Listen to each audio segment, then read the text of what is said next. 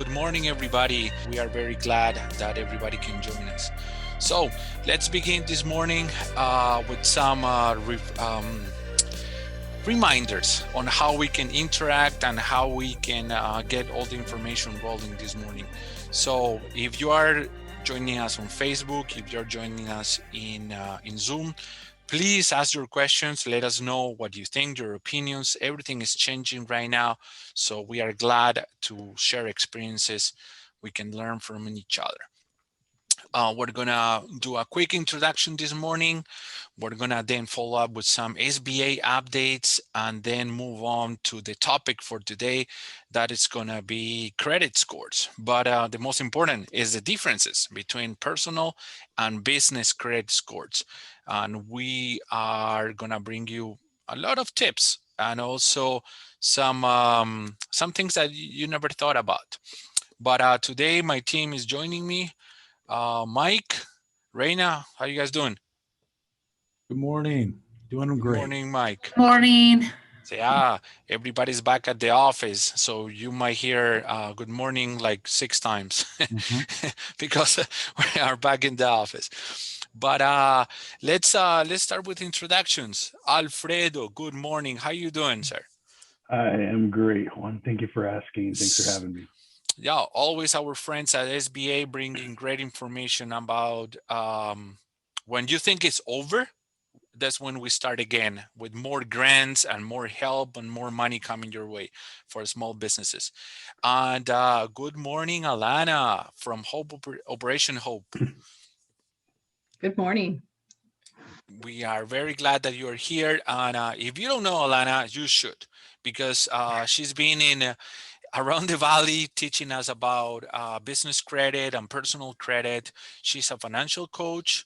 There's a lot of letters behind her name, CFS, JD, LLM, and she's gonna tell us more about those certifications and how she can help us out. She's a local UNLV law graduate, so we are very glad that you can join us today. Let's see, SBA. Okay, I think you guys are more popular than Santa Claus by now, because you've been here every single year giving away money. So tell us, Alfredo, what's new? What's new and exciting? Yeah, they're actually for once there is something new and exciting that I can talk to you about. I'm going to start off with the things that we already know. I'm going to start off light, and then I'm going to gradually get more and more exciting. Okay, so here we go. So starting with PPP, Paycheck Protection Program, forgivable loan administered through banks, backed by the U.S. government, backed by the SBA at 100%. So these are forgivable loans. They're available until the 31st day of May. So we might run out of money before then, possibly. There's you think so? There's a possibility. There's a lot of talk about it. We don't know. So the applications keep coming in. So if you haven't applied, for God's sakes, apply. If you haven't applied for your first round PPP loan, apply for your first round. Haven't applied for second, apply for second. Apply for both if you can, if you haven't applied for them yet. But they're available. Like I said, it's a forgivable loan. You have to use it on payroll to get forgiven, at least 60% of it on payroll, if not 100%. Pay yourself, pay your employees. Don't disqualify yourself, just apply, find a bank, find a lender, and it's there. It's available to you, like I said, until the 31st of May. EIDL, Economic Injury Disaster Loan. This is a loan directly through us, the SBA. It's at 3.75%. If you haven't applied yet, your payment will be deferred 18 months. That's a year and a half. You won't have to make payments on this loan. And if you got this EIDL loan last year, 2020, your payment is now deferred 24 months, not 12. So you have an extra year to make payments. That for some, that could be a blessing. This is a 30-year loan, like I said, 3.75%. And your payments are deferred. Your first payments are deferred. Next, the Shuttered Venue Operators Grant. Is it open? Opened up. It opened up a little while ago, a few days ago, a week ago, I think, and closed almost 4 hours afterwards. We had some technical difficulties with our website, but we fixed it. And as far as I know, it's opened up. It has opened up again this week. It's available again. That's if you are a venue operator, and it's a grant. It's not a loan. It's a grant. Go onto our website, find out more information about this. It's available now. And finally, the new and exciting part of my bit here is the Restaurant Revitalization Fund. So who is this for? I'm going to start off with that. Who is it for? This particular program is for the following: restaurants, food trucks, food stands, caterers, bars, saloons, lounges, taverns, snack and non-alcoholic beverage businesses, bakeries, brew pubs, breweries, wineries, distilleries, inns, all of the above. If you are one of those, you might possibly qualify for this. I'm not going to call it a grant, but it's very similar to a grant. It's a fund.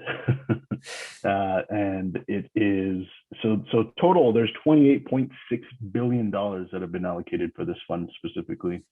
Now, that may sound like a lot of money in the big scheme of things. It is not. It is not a lot of money. They anticipate that it's going to go fast, really fast. So if you are any of the type of businesses that I just mentioned a second ago, get your ducks in a row. Go to our website. Actually, the website is restaurants.sba.gov, restaurants, plural, sorry, .sba.gov. That application is going to open up on Monday. So this coming Monday, wow. Yeah, it's opening up to certain folks, socially disadvantaged folks, women, veterans. It's going to open up to them first. But if you are, like I said, if you are any of the businesses that I mentioned, go onto the website, download the application, fill it out, get it ready so that when it's your turn to apply, you are first in line. Because like I said, it's going to go really fast. There's a few ways to apply for this, okay? So like I said, go to restaurants.sba.gov, get the application ready, or to your point of sale vendor. I'm talking Clover, Aloha, Square, and Toast.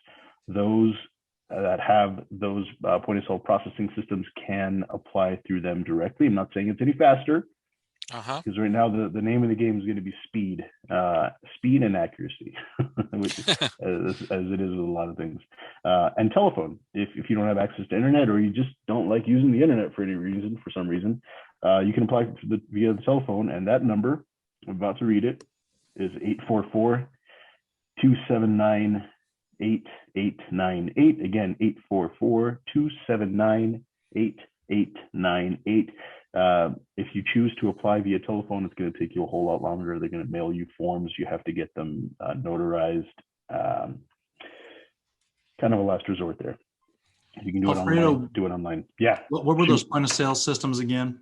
Yeah, Clover, Aloha, Square, and Toast. Thank you. You're welcome. So the application is going to be via many ways, I guess, but the main point is going to be do it online, kind of uploading documents and the regular application process nowadays. Yeah. So we looked at the application process yesterday. They took us through it. If you have all of your ducks in a row, if you have all your papers ready, all your documents uploaded, mostly, it should only take you from 25 to 25 minutes, 20 to 25 minutes to complete. The key thing is having the information ready. If you have it ready. So if you get to the application process, you don't have your documents ready, your application's on hold, and that's not going to get you anywhere. So apply as soon as you humanly possibly can. We want restaurants to get this money. So which brings me to my next point. We want restaurants to get this money. It's going to run out fast. It's a fact. But we will be asking Congress for more money as soon as it runs out. So still apply. We want to show them that there's a huge demand for this particular fund. Mm-hmm. So we want to refill the tank. We want Congress to refill the tank. So do apply, show that there's demand. Definitely. Yeah. And I saw the presentation yesterday. There are certain requirements, specifically more related to financials. and the formula on how much money you can apply for. Definitely, and we're gonna bring more information, more detailed information about those numbers, that process later on. But yeah, it's the new the most recent updates in the SBA with this grant, and it's gonna go fast. Not too many people know about it, so it's gonna even if not too many people know about it, it's gonna go fast, definitely. Yeah, true Because enough. Thank you, Juan. yes, Alfredo, I have a question for you. Go ahead. Yeah. And maybe you can answer, maybe you can't. I hope Do I you can. know what scoring model the SBA uses for the PPP loans? And do you know what score they, Score, the like credit credit scores? score necessary? For the PPP? No credit scores checked for PPP. For EIDL, they check credit score, not for Okay. PPP. Yeah, Not- and okay. it's it's the lenders that are doing it. So it's yeah, they don't check credit score. So even more reason to apply. It won't show up. Well, it shouldn't anyway. Okay, maybe there's one-off situations where they might have popped up or shown somewhere, I've but seen they them in a shouldn't couple show of up. people, Yeah, but they not shouldn't. many. But I don't know. I don't know. Yeah, theoretically they shouldn't. maybe they're cross-selling some stuff. Maybe, yeah. Additional loans, 7(a)s. Once I they don't know. have the information, definitely. No, thank you, Alfredo, for the information. And we Of course. definitely we're gonna have to bring you, have you a whole hour to explain the process, Yeah, I look forward to about that. the application for the restaurants. So yeah, I know, Yeah. I know you have seen the information. So uh, we can definitely bring you up. Thank you. And if you have more questions, please let us know. Alfredo is gonna stick around here in Facebook and in Zoom, and we have his phone number. I'm gonna have to hop off about 15 minutes early. I have another webinar I have to kind of get ready for at 10 o'clock, if you don't mind. No, definitely. But But I'll we be got around your till then. number, we got your website, Yep. we know how you look like, so You we know where I can live. definitely find you. Thank you. Thank you. Now, let's continue with the great information and how we can make our businesses on personal credit even better. And that's a very good question, Alannah. Um, the credit score will measure how is your ability of your creditworthiness of an individual and a business. How we can measure your ability to pay or repay. And during the pandemic, during COVID-19, or right now, it's very important. It's very important. And one of the things that you share with us since the beginning of COVID-19, I remember that you told us this a year ago. We have access to free credit scores weekly, and this is going to be until April 2022. Are people using this option? Is it A, useful? a lot of people are starting to use it because they're gaining the knowledge of it. One of the things that I really wanted to point out was when we're talking about your personal credit score and even your business credit score, it's just a snapshot in time of how you're paying at that time. So that one pool right there. So in 30 days, that whole thing could change, and it can change really quickly. So we It's a definitely snapshot. Boom, a just a picture right snapshot. now. Mm-hmm. Okay. And it's just what's going on in your life right now and what's happened in the last 2 years. They go all the way back 7 years, but 2 years is what most lenders are looking for. So that's the usefulness of being able to pull it up weekly basis, so you can take that picture in a weekly basis, basically. Well, right now with the weekly basis, the reason you want to continue to pull it weekly and find out what is going on is you're basically monitoring your credit. Individuals have just, some of the lenders have pulled back their funds to them and revolving credit limits. So all of a sudden your score drops and you don't know what's going on or why it happened. There's various reasons. People are getting hit with lates that shouldn't have been hit with lates because they had made the accommodations with the creditor and they're just, well, it just missed one department. A year ago when all of this happened, everything happened so quick. You're calling your creditor, you're asking them for their assistance, someone's putting it in, they're taking nonstop calls. It's just one of these things where you really want to be responsible for your own credit and making sure you know what's on it and what's not. A lot of collections are popping up. A lot of old collections are popping up because it's kind of an easy way to get money. People are getting their unemployment, they're getting the stimulus. So all these old collections are popping up out of nowhere, and you're not under obligation to pay them if they're out of the statute of limitations. And there's a lot of nuances that go into it, and you really want to make sure that you're taking a look at what's on yours, so that you're not surprised when you go to buy a car, a house, or even change from an apartment to another apartment. No, definitely, and there's some identity theft going on as well. Claims for fake unemployment and things like that. And we have to understand that maybe the creditors they got disruptions as well. Their employees were not no show. So some miscommunication happened, but so definitely have to take a look of your credit score. And I also want to introduce Luis Velasquez, that is joining us with Alannah today. How you doing, Luis? So far, so good. Thank you for having So me. far, so good. And tell us a little bit about the bank's perspective. How's that? How's the PPP forgiveness going? Well, so far for in the bank industry, I mean, I can speak for our bank. So far, we're doing phenomenal. We've been able to submit all the forgiveness forms for all of our customers. And let me tell you, I mean, they are happy. They're loving it. I've actually had customers come over because for some reason, I can't really speak because I don't know a lot of details about it, but we've had some that had or try to apply through other banks, and for some reason they denied them. So the only thing I can tell you is just be persistent, find other ways. Maybe that, financial institutions may have additional requirements, if I may say.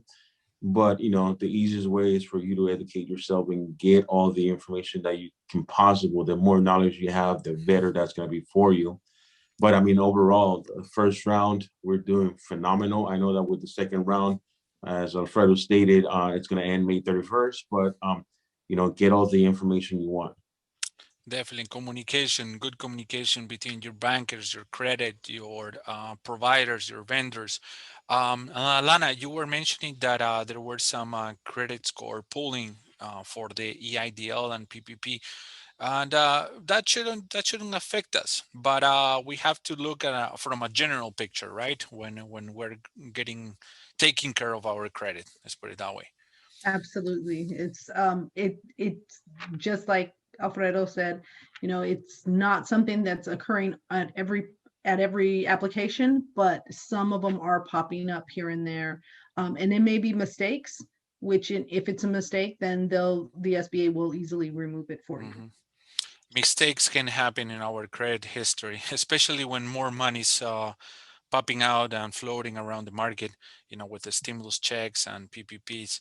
Some old accounts are coming back to life, definitely. Yeah. And they shouldn't. And if you can, I think it's a great start just to kind of explain us. There's a lot of confusion between individual and business credit scores, but there's a very well defined line between the two. I mean, that I don't know, it's we understand there's confusion, but there's a very well defined line.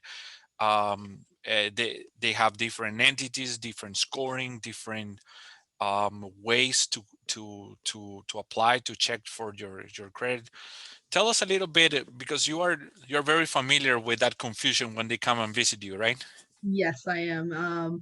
I've got a a number of years of a credit history, doing a lot of the individual stuff, and then jumped into the corporate and partnerships business credit that's based on your business alone, not anything to do with your personal credit. A lot of people don't understand that when they get into a business, you have to keep them separated. And the reason you keep them separated is because if anything happens to that business, you don't want your own personal financial collapse. And so if you can keep your individual credit separate from your business credit, there's also another reason, is because business credit is personal credit on steroids. So you're actually going to be able to get more for your business than you ever would if you're just applying for your personal, like a personal loan. Or I think go it's ahead. very important that you emphasize that. Yes. It's very well, the time invested, the efforts, the steps to build your business credit will help you more. Absolutely. So let's take an example like Walmart. 80% of their inventory is purchased on business credit. So you walk into that store, 80% of it isn't even owned by Walmart. It's all on business credit. So you're in there buying and purchasing and paying Walmart.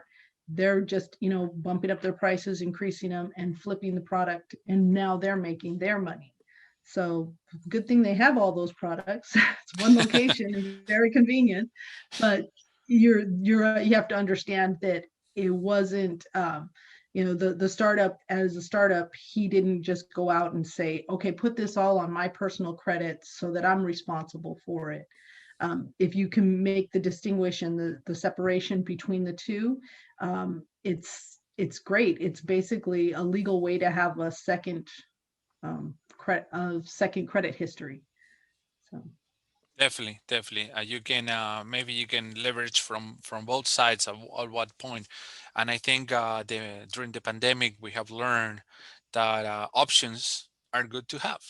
Definitely, absolutely. options where you can pull up your business credit and you can have your personal credit as well, as safety lines. Let's put it that way. So Absolutely.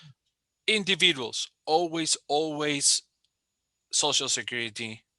But individuals can also get a EIN. That's it.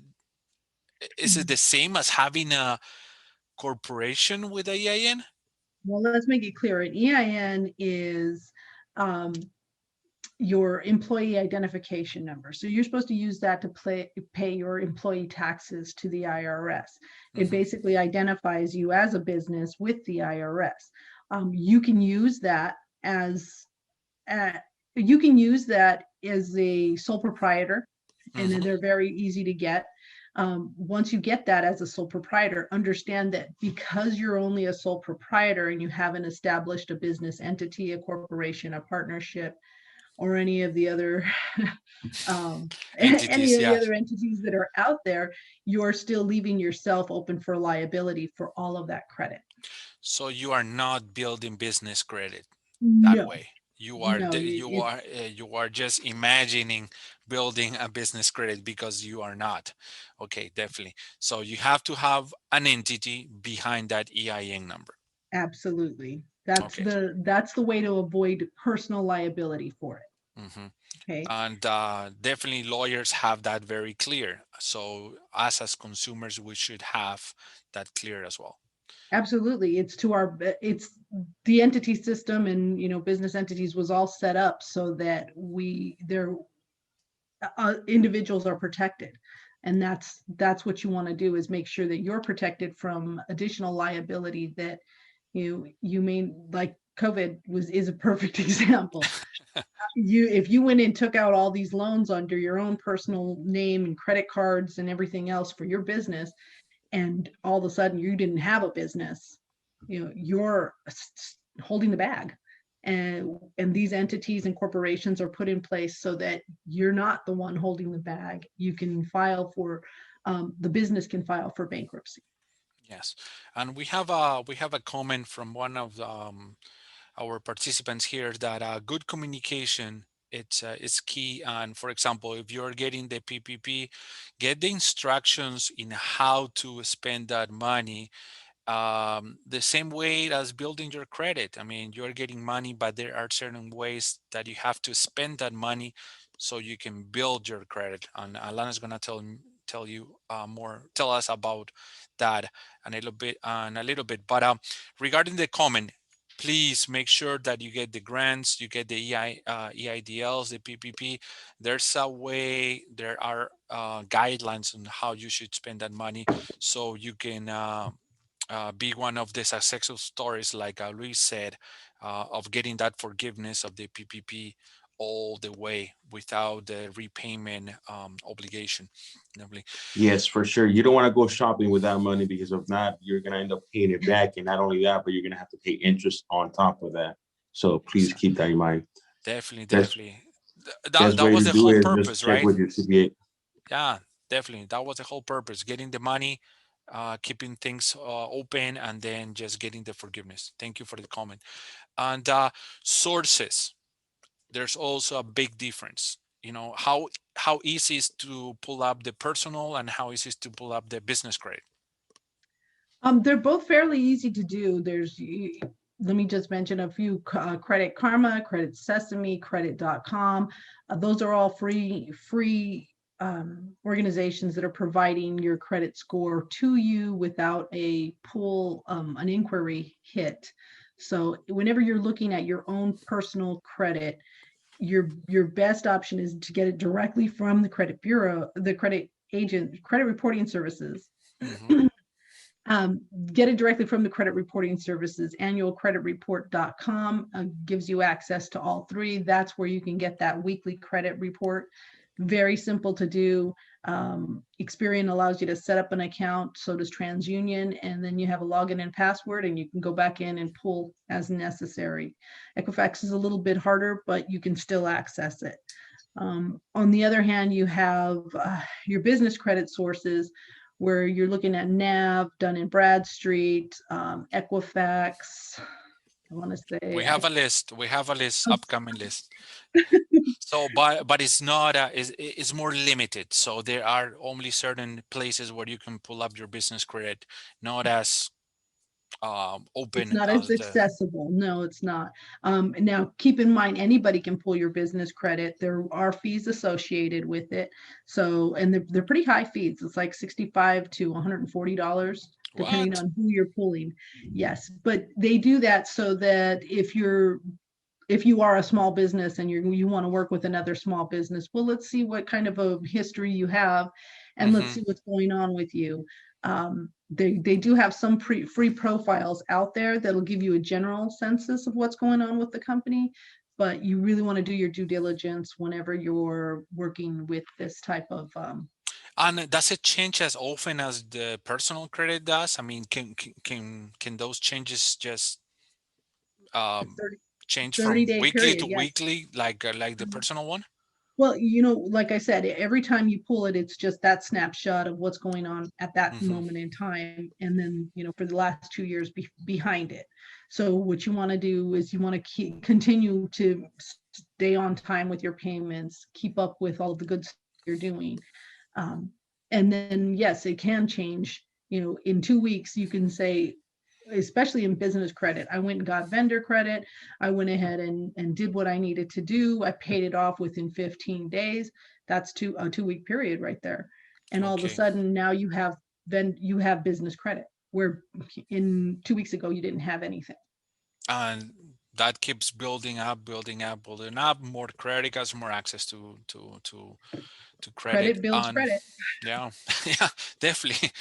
And the range is also different. We got it from the personal. We know 300s, and the goal that everybody wants to get, 850. And once you told me that you knew somebody that with an 850. I've been doing personal credit for well over 16 years, and I've only seen 3 850s. Wow. Have you seen 300s? No, I haven't seen any 300s. Usually if they're in the 300 range, I get a insufficient information for a score. Okay.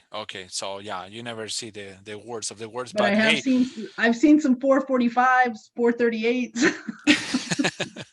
yeah, that's pretty low too. But let's shoot for the positive. Yes, 850 is possible, It is so possible. we can definitely work towards that. Um, for the business credit, does it fluctuate as much? I mean, the range is smaller, but does it make a difference that the range is smaller? The range is smaller, but they're primarily focused on what your payment history is. Okay. They don't, while your other big range there for your FICO scores, what they're looking at is a combination of everything. In the business world, they're looking for, are you paying back your debts, and are you paying them back timely? Okay, so there's more in-depth analysis from the credit on the business side, On the individual side. on the individual side. Okay, definitely. Luis, does it really make a difference if somebody walks into the bank with a personal credit or a business credit? I mean, you are bringing somebody with an excellent personal credit but not business credit. Does it make really a difference to have a business credit from the Yeah, it bank's does. perspective? Yes, obviously it does, because if you're going to apply for, like, just like Alannah stated, if you're going to apply for for a business loan, and you just started your business about 3 or 4 months ago, obviously the business doesn't have a lot of history. Therefore, we're going to tap into your personal as well.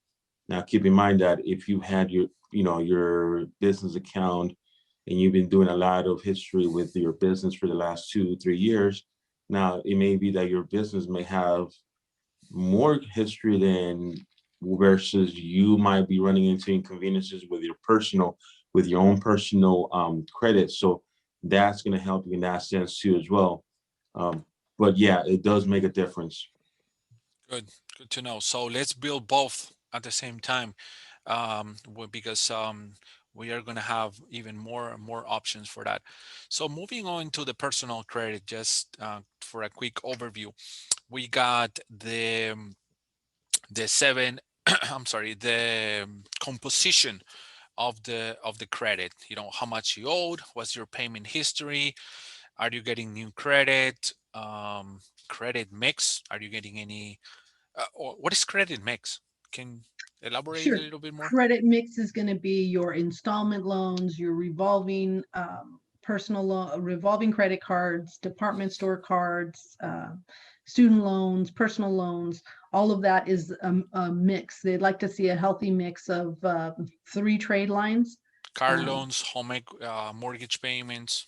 Exactly. So those Okay. all fall under your installment loans. So. And you have mentioned this to me in previous conversations that we had. You know, new credit. Am I doing something wrong? Not applying to all these credit cards that I get in the mail? No. Okay. You really, to keep your score maximized, they only want to see 2 credit pulls a year.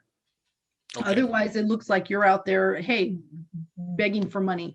Nobody wants to. If you look at it, the old saying, "What nobody wants to give you what you know." Then no, if they see you begging out there, nobody wants to. Hold on a second. Wait a second. That's a big red flag.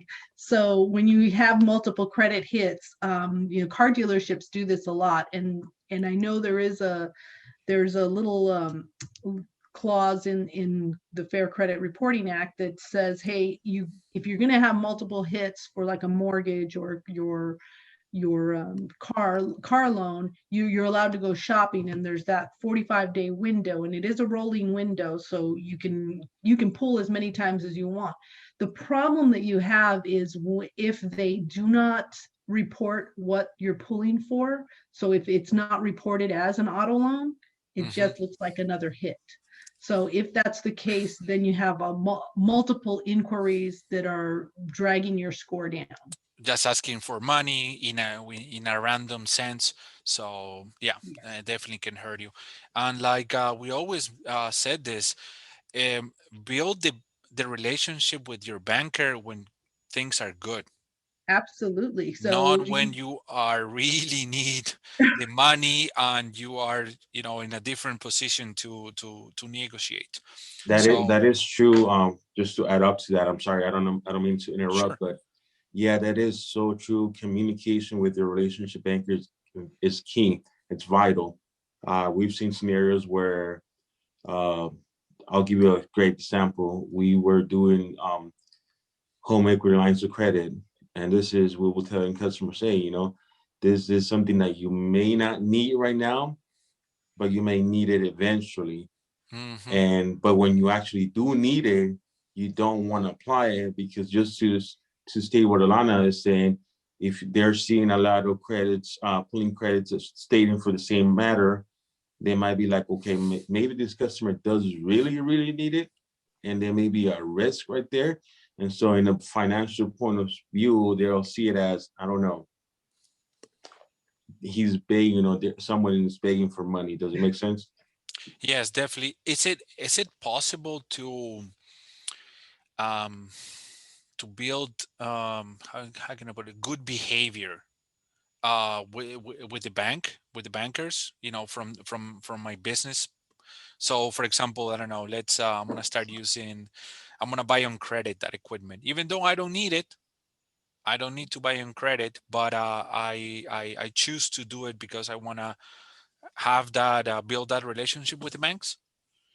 Yes, I mean, eventually, if you don't have the needs to use credit, I mean, you always want to use your credit cards only because it's being reported. You know, Alannah can tell you, hey, use your credit card and then pay it in full prior to X amount of dates or before your cycle date, because that's actually going to help you out. Eventually, you want to communicate with your banker and pretty much tell them your financial goals, your financial needs, where you are right now, where do you want to be in a year or 2 years from now, even 5 years from now, because then you'll, as a banker, I will understand, where you're coming from and where you want to go to. And then we can actually even set up plans for that as well. And then using your credit, paying it in full, it keeps building a relationship with the bank, and the bank will see you at your portfolio as, okay, this is what this client has. They've been using credit. All of a sudden, now you do need a loan for, let's say, $200,000, and we've seen you use your credit card in a year's worth, and you spend maybe $75,000. Yeah, you know what I mean? So there's that relationship that's being built between the client and the bank. It looks like it's easier to build the business credit during good times with the bank. I mean, I'm getting that perspective. I think that general idea. So the moment to bring or to build your business credit, it's when things are going well, not when you really need the credit. Right. Before you need the credit is when you want to start building that relationship. So as soon as you open your business and you have that business entity, get your EIN number, establish a checking account with the bank. One of the big things that a lot of people don't know about is there is a bank score as well. So that bank score pops up, and it's looking at what are you depositing? How are you using these transactions? I didn't know. Okay, let's back up. We're gonna need another slide for that. But what's the bank score? Bank score. So when you build and start establishing a relationship with the bank, you're actually building a bank score. The bank scores are similar to the credits, the business credit scores. They don't go to really high range. I'm going to be really, really vague about it because that's not a topic Yes. that we're doing today. So, but what it is looking at is your history with the bank. Are you pulling a lot of insufficient funds? Is that popping up in your business? Are you with overdrawing and overdrafting your accounts? Or are you, do you have money in there that's over the amount of $5,000 and it's been there for 3 months and you're continuing every month to increase that amount rather than just use it. And they're always watching. And you're talking about the business, right? For your business, yes. For the business, okay. They watch So- your personal checking account too, but that's Mhm. for like different reasons. Yeah, but definitely we explained at the beginning, it is very well divided, and Yes, sometimes you think that you're emptying the business account and have it on the personal for emergency purposes, but maybe that way is hurting your business side from the bank perspective. absolutely. That's Okay. exactly what you want to look at. Yeah, so we're learning new vocabulary, new concepts here, so it's very interesting and important to define things and where they go. And Mike is popping up here. If you're sitting on $5,000 in a business account that's a checking account, that probably should be in at least a money market account or something of that nature. And I think that's good that the bank looks for those things, because some people may not know. It could be invested. It could be, if it's something you don't need or it's a rainy day fund or whatever, there's other methods to be able to invest that wisely. Definitely. Yeah, start making That is money on your true. money. That's so we're very familiar with some of the concepts from the personal, the payment history, amounts owed. We have a lots of information about this topic, but we don't have too much information about the business side of the scores. So that's why we want to teach you about this. And it has kind of the same terminology, payment history, age of credit score, but money behaves in a different way when inside the business and compared to the personal side. What they're really evaluating with your business credit is the risk. How much a risk am I going to take if I lend this individual $100 versus how much risk am I going to take if I'm lending this individual $100,000? The range here is more on risk. And if you notice, the payment timeframes are what is highlighted on this chart. This is the paydex score from Dun & Bradstreet. Mhm. So they really want to emphasize, well, where is this business paying back? Or if I borrow or get credit from office supply store, if I get that credit from that office supply store, how long does it take this business to pay it back? Some people pay it back right away. 15 days is all I need. Boom. Then you're going to be way up in that high range, that 100 range. You'll establish a score once you have 3 trade lines. So you do have to have 3 trade lines to just get establish a business score. Did they have to be like a mix, like on the personal side, where you have to have like you can have like a retail credit, but no, not necessarily. In fact, it'll be harder for you to get the retail credit from like any of the big chains or the bigger creditors out there when you don't have any credit established. But maybe Luis, maybe you heard this, or Alannah. My biggest expense is rent, and I'm never behind. I mean that should be enough to say that hey, I'm good in paying my bills. But sometimes that's not reflected in the score. Okay, so are we talking personal rent or business rent? Business rent. Let's talk only business now. That you're absolutely right on that one. I've seen on the personal side, I've seen a couple of companies that are offering to report that to the credit reporting services. Now, I haven't seen something like that pop up for the business, but that doesn't mean that it's not out there. Okay. I know a lot of the bigger management companies will report that rent information. It's the smaller owners that are, kind of doing their own thing that don't report it. It may be possible to have it reported if you, but like I said, I can't tell you for sure. Yes, if and that maybe some of the commercial management companies have that option, or we should be asking about that. You know, are you reporting my brain payments? But Luis, we can see that sometimes in the balance sheet on the profit and loss that we are not carrying debt and we are always paying. Is that good enough to support or to add up to our credit worthiness from I the mean, business perspective? to an extent, I mean, it all comes down to the underwriter and see what is it that you're looking for, what are the risks. So, I mean, overall, as your banker, I'm gonna be your advocate, and I want to say, hey, listen, I know this restaurant. I know that during this pandemic, this is what's going on. I can see from your perspective, there's a risk. However, though, here's the cash flow. Here's all the forms which states that, hey, although this is not being reported, this, Mhm. it doesn't show. If you look at your statements, it show also in statements, it shows that you've been paying on, they're being paid on time. So, your banker will be your advocate too as well. So a lot of the times the underwriters don't see the overall picture, they just see what's in front of them. So you as a banker have to be like, hey, listen, this is what's going on. You know what I mean?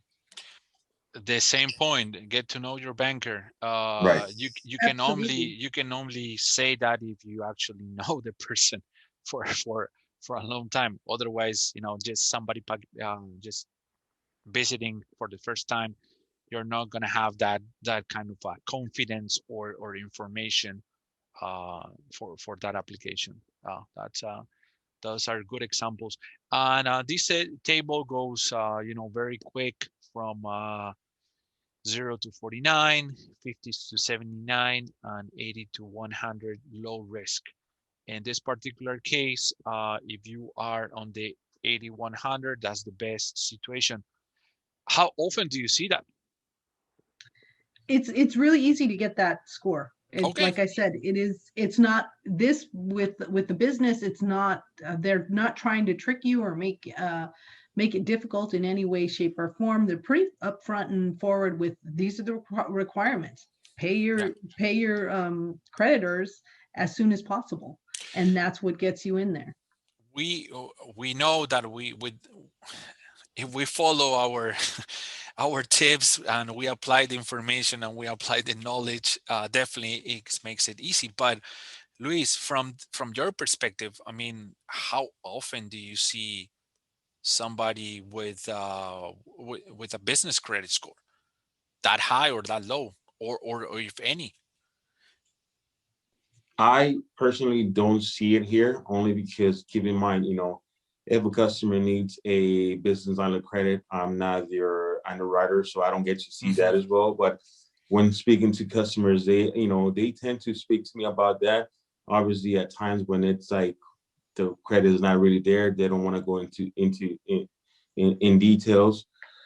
But I mean, the majority of the time, I'm gonna say 80% of the clients that I usually help out with, they've always gotten what they needed. And again, the biggest thing is, hey, just ask me, let Mhm. me know what you want. It all comes down to that, and let's work a plan. And sometimes I they think, start relying more on their personal credit because of the lack of the business credit. Yes, I and, mean the success of the application might take another turn. Let's put it that way, instead of the business credit route. Definitely. Here are some big names. If you're a small business, sometimes you don't pay too much attention. I haven't visited the Dun and Bradstreet for a while, and I've been in business for 3 years. Maybe we should change that. And the other agencies, IntelliScore Plus for experience, and FICO Liquid Credit Small Business Scoring Service. Those are new services that are becoming more familiar with time, right? Right. So because Dun & Bradstreet's had so much success with their business scoring model, there's multiple models coming out. So Experian being one of them, that one has come out, and you can receive that score at nav.com. That's a pretty simple one to go ahead and get. And it does base, it'll take a look at both your personal and your business credit in there. Now, the one I'd like to point out is the FICO Liquid score. That is a combination of your personal credit and your business credit. General ranges for normal companies to qualify you on that one is a 160 or above. The range on this one goes from 0 to 300. So like I said, so with the business credit, they're looking the combination of your personal and business credit with the FICO Liquid credit score here, 160 and above for normal creditors. So like the bank, your normal bank would do that. But like with the SBA, the SBA is actually the reason why the liquid credit, FICO Liquid credit score came into existence back in 2014. They went ahead and started using this model so that they could get that combination of, well, what does their personal credit look like? What does their business credit look like combined? So for the SBA, that's one of the reasons why I was asking the question to Alfredo was the SBA usually looks at about a 140, but in the time of COVID, they had dropped the scores. So your minimum could have been a little bit less. And SBA has very different, many loans, many type of loans that Definitely. they can back up. So we need some kind of a mix, and I'm pretty sure we're gonna mix it up with some digital presence or digital scoring pretty soon. After It's coming. we mix it up. Yeah, it's coming definitely. So we're gonna have a new mix for credit score real soon. But visit these websites, definitely take a look. If your business is not in there, it's about time. It's So about yeah, time. I want to point out with Dun & Bradstreet, you have to go and register your business. They're not Mhm. looking for your business unless all of a sudden you're all over the place with credit, and you won't be able to get all over the place with credit unless you've established some of these lines of credit. So you do want to go in there and register, put all your information to make sure that it's accurate as well. Yeah, definitely. So let's start with the to-dos and where to go from here. First, like Alannah pointed out at the beginning, there's a very well-defined line between business credit and personal credit. So you have to have your entity formation, business address, phone number. This is a very good checklist of the things you, your profile. This is how you should build your avatar of your business regarding credit scoring. You know, um, just put blank on the social security number applications. Put your EIN number only, so you don't give them a choice. Good communication with your bank, secure credit cards, basically prepaid or cards that are not gonna you're not gonna have a damage in your credit because they're already paid for. All licenses, even websites right now, they play a very important role for checking up your credit and your reputation up there. I know that some of the grants, the city here in Las Vegas, we're checking up websites and see if the business is legit or not. So Absolutely. that really played a factor in getting those grants approval. So moving forward, you know, Lana, what should we be doing here? To establish credit, what are we Yes. asking? So to establish credit, especially in your business credit, what you want to do is you want to make sure that that whole list that makes you credible is out there. With COVID, they've been a little bit lax on the business address because so many people were working from home. Hmm. I prefer to use a virtual address. So it's a virtual office, I'm sorry. And that's where I use my own business address. This gives me a little bit more credibility because when, your banker pulls it up on Google and says, where's this person's business located? They actually see an office building and say, oh, okay, so she's in suite 200. We know she's actually doing stuff. Yeah. Whereas if you pull up, your house and, the neighbor's trash cans are right in front of your house and they're going, well, I don't really know if this is legitimate or not. Yes. So you definitely want to continue to make sure that everything looks and is looking like you are actually in, and you should be. I mean, if you're a restaurant, you should have an actual restaurant. If you're asking, to get, 1,000 pounds of meat, well, then where am I sending this 1,000 pounds of meat? Is it for, the backyard barbecue, or is it for your actual restaurant? So you definitely want to make sure that all of that stuff is established. Other things to look for is to establish those 3 accounts. Like I said, 3 trade lines will get you into the playing field there, making sure that you have everything you need. And pull up your credit weekly on the personal side. That's an option, and you should be monitoring. Make a list of all your vendors, all your contacts. What about if I'm doing negotiations with my landlord or with some vendors? What are some good tips to take Okay, into so consideration? one of the things that we didn't mention is, okay, let's say you did get all this credit and and COVID hit you really hard. You had all your stuff legitimized and your legitimate business.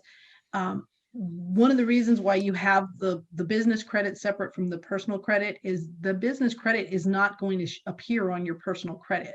So those business accounts will not appear as long as they were put underneath the business. And vice versa, right? Right. So once those business accounts are established, and COVID hit hard, it really did. And there's a lot, especially here in the Las Vegas community. So there was a lot of businesses that just they couldn't stay. They were running week by week as it was, and then with no traffic at all. Okay, so those liabilities are still out there. You still owe those obligations. The business owes those obligations. Okay, so if you're in a financial struggle or any type of thing like that, where I want to bring my business back, but I still have, accounts out there that are outstanding, call those creditors, negotiate with them, get yourself on a payment plan. That's one of the biggest things, personal or business, people don't understand. Your creditors, they want to know what's going on, and if you can tell them and give them that plausible, Be more this is proactive about it, right? Don't wait for the absolutely phone calls to start popping up, or emails and things like that. Late fees are because there was no communication at all. That's right. when they become applicable. So have good communication with the banker, but have good communication with your vendors as well. They definitely are in the same situation, the same boat for COVID-19. So I'm pretty sure they will be understandable as well. Definitely. Ask for interest rates to be lowered, ask for payments to be spread out over time, ask for, get creative is what I'll say. Get creative Yes. with them. A lot of them are willing to work with you, especially if you've been a loyal customer for them for years. Priorities, definitely. And definitely see that the difference if somebody was prepared and somebody was already in good communication with their banker, but more important, if they already had that business credit and personal credit separate and well established, it was a different situation than not having any when COVID-19 started. Absolutely. Absolutely. I mean, maybe your personal credit got damaged or vice versa. Maybe one got damaged and the other not. One is going to help you pull up the other one from from behind. So it really made a difference if we had this information before COVID-19 and we had that organized as well. And I'm pretty sure you saw that, Alannah, that Absolutely. And I don't if want to people were discourage prepared anyone who for wasn't prepared. It's okay. We can get you back on track. We're Yes. just going to have to redirect it and take an alternate route. It's Mhm. going to be a little rocky, but it's something that's definitely available. So please don't be discouraged if you're out there and you're like, man, I wasn't prepared and it did hit me hard. It's okay. Yes. All right. It's just money. Okay. It's just money. But it happened to you once because you didn't know about it, it's okay. But if it happens to you twice and you knew about it, okay, we did Let's our get you job, prepared. right, Alannah? Yeah. Let's get you prepared for the next time. Yeah. Thank you, guys. We'll see you soon. All right. Bye-bye. Bye. Thanks.